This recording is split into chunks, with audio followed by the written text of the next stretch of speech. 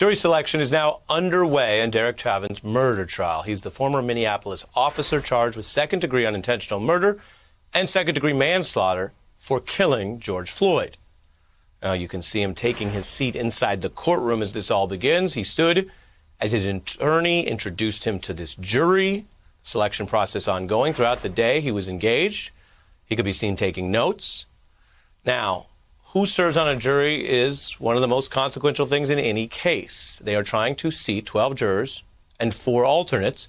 In a high-profile case where so many people have heard about the facts, it's a challenge. We can report tonight 3 jurors have been seated, 2 white men and a biracial woman. Now, both sides have been questioning all possible jurors under the rules, and it has revealed a preview of some of the types of issues that they either want to get into or they're concerned where the jurors stand on. Take a listen to the prosecution. You agreed with the premise that law enforcement officers have very dangerous jobs. Is that right? How you would be able to personally participate, second-guessing a decision that a police officer made in the course of their duties when you've expressed that you strongly disagree that one should even do that. The defense, meanwhile, honed in using this process. Again, they're asking questions, but they're also getting their shot at some of the people that will be jurors. And the defense honed in on how much information had been exposed before this all began. It's fair to say you formed an opinion of what happened here in this case. You used the word killed in it to describe the death of George Floyd. Do you think that the use of that word is demonstrative of your opinion about this case? What tools would you use to determine which person is telling the more accurate story?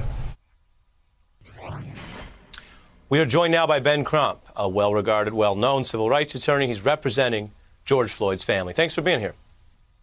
Thank you for having me, Ari. It's very early, but what, if anything, did you glean from jury selection thus far? That the prosecutor and the defense lawyers are going to do a very thorough job at trying to get their jury. We learned in law school, very simple, Ari, if you have your jury, it really doesn't matter what the facts are. So both sides are trying to get a jury that comes in more favorable to them from the onset. What do you say to people who look at this and think, in perhaps contrast to many other cases, the movement that grew around this and the pressure may have created more people who are more sympathetic or more relate to Mr. Floyd's situation, as opposed to typical cases where you and I both know a lot of times you find a jury pool that says, well, they're going to go with the cops until they hear otherwise. Do you think this might be a more favorable pool, or do other things still cancel that out? Well, I never, ever take for granted in America that a police officer will be convicted for killing a black person unjustly. History has told us that more often than not, that police officers are given the benefit of the doubt and the benefit of consideration against a person of color. And so in this situation, my hope is that the jurors will be fair and impartial, and they will look at George Floyd as a human being, something that Derek Chauvin did not do on May 25th, 2020, because if he had, he would not have tortured him to death by keeping his knee on his neck for 8 minutes and 46 seconds. Yeah. This is also tough because, as you just reminded everyone, this has to be about justice and finding the facts.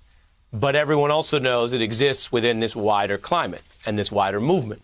That, of course, did come up, too. I want viewers to see, because this is some of the first windows we're getting inside the trial, of how those issues and so-called related movements were raised with jurors. Let's take a listen.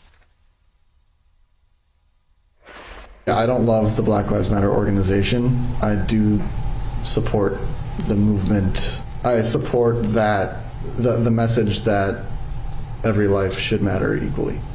Okay. I don't believe that the organization Black Lives Matter necessarily stands for that.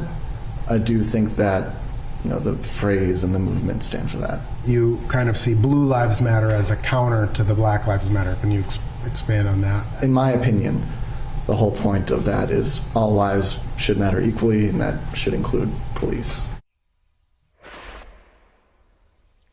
What did you think of some of those exchanges? Because ultimately, justice here means not a dissertation on these different political and justice movements, but a determination over whether the force was legal or illegal. Did the officer have the right to use that level of force, or was it illegal and excessive? Exactly, Ari. We asked the American citizens who do the great service of serving on jury duty is to be fair and impartial and be honest. If you have certain opinions, we need to know so we can get the best jury to give a fair and impartial decision to both parties. It's very important that they agree that they will follow the law as the judge will instruct them based on the evidence that is presented into the court. And we have to make certain that they pay attention to the facts and that they don't give way to the character assassination that the defense lawyers are going to try to do on George Floyd, because that's the playbook, Ari. Whether it's Trayvon Martin, whether it's Michael Brown, whether it's 12-year-old Tamir Rice, Eric Gardner, any number of black people that have been killed by the police, they all say if we can distract them by attacking their character, then maybe they won't pay attention to the facts. But 50 million people saw this video of George Floyd being killed, and we believe that they will focus on the facts. Thank you. Thank you. Thank you. Thank you very much. Thank all of you out there. Thank you as always. Thanks to at home. Thanks for watching. Thank you so much for letting us into your homes during these extraordinary times.